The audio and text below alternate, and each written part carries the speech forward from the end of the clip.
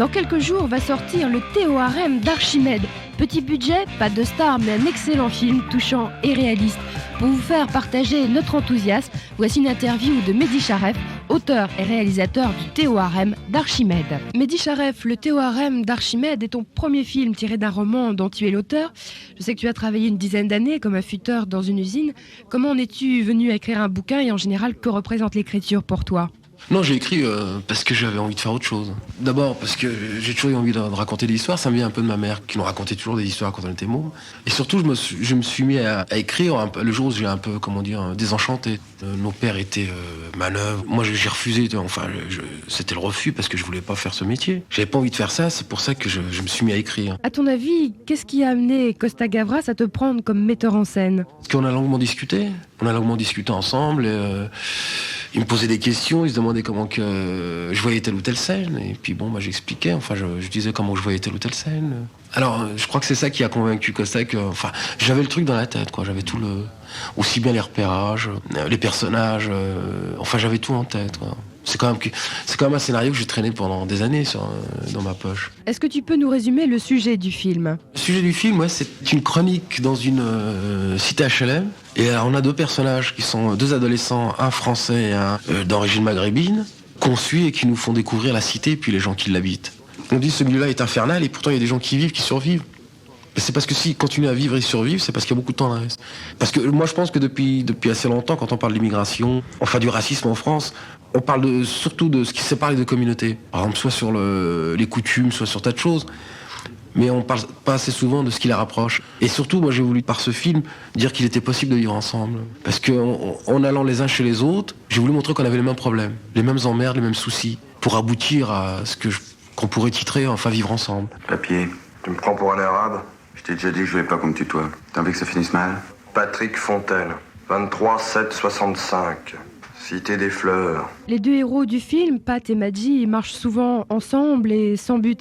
Alors pour toi, est-ce que le vrai problème des cités, c'est y vivre mieux ou essayer de s'en sortir ? C'est vraiment une bonne question, ça. Le problème, c'est de savoir si il faut se battre pour vivre mieux ou se battre pour s'en sortir.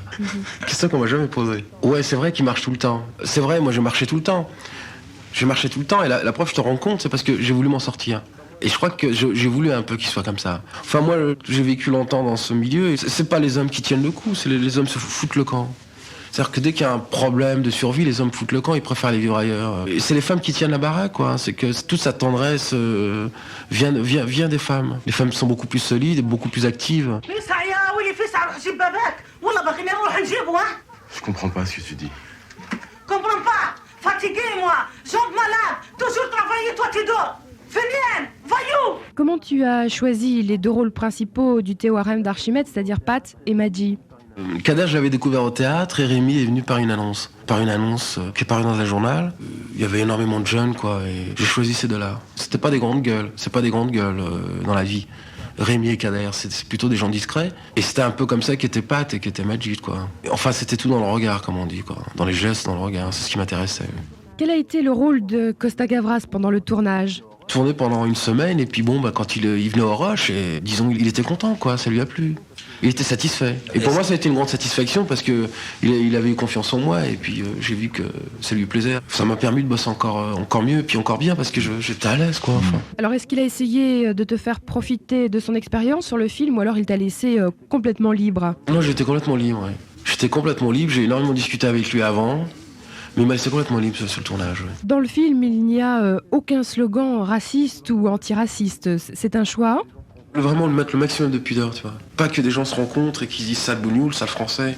Parce que pour moi, c'est pas comme ça qu'on doit résoudre le problème du racisme. Puis en plus, je voulais dépolitiser le sujet, c'est-à-dire que les gens aiment s'identifier. Comme ça, ils ont moins peur quand ils sortent du cinéma. Ils aiment savoir qui est le blanc, qui est le noir, qui est l'exploiteur ou l'exploité, qui aime le bon et le méchant. Et là, ils ont pas ça. Il n'y a pas de bon, il n'y a pas de méchant. Parce qu'il y a un arabe, il y a un français, ils vivent la même vie. J'ai pas voulu faire un truc antiraciste, j'ai voulu seulement raconter une histoire. C'est tout en passant. C'est deux mecs qui traversent une vie et ils rencontrent des personnages. Et ils s'attardent jamais parce qu'ils marchent tout le temps. Mais il fallait pas le dramatiser ni faire du misérabilisme. C'était pas ça qu'il fallait montrer. Ce qu'il faut montrer, je crois, c'est l'intérieur des gens, les tripes des gens, le cœur des gens, la tendresse qu'il y a.